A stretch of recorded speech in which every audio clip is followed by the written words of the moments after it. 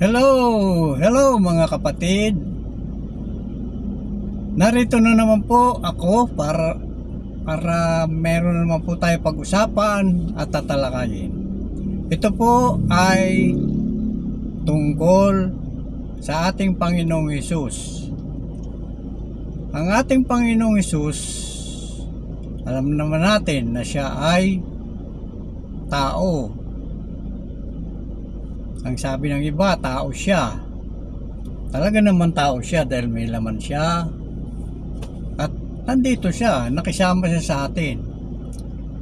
Ngayon, siyempre kung tao siya, meron siyang trabaho. Dahil hindi naman siya mayaman. Kaya may trabaho siya.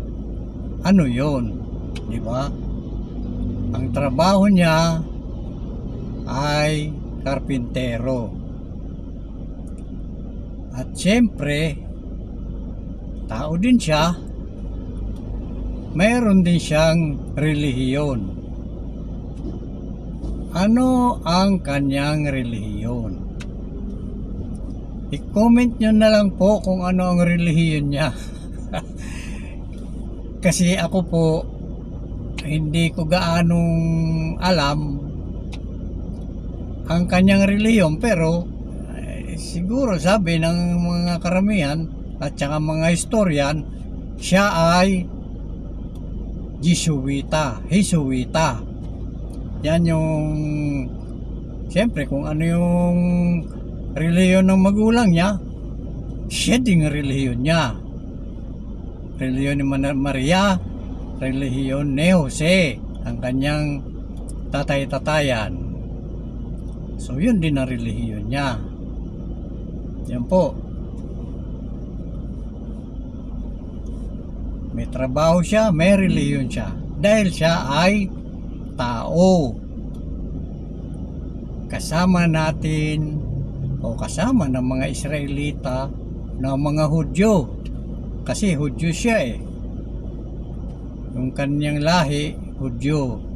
Dahil si Maria, Hudyo siya. Israelita sila.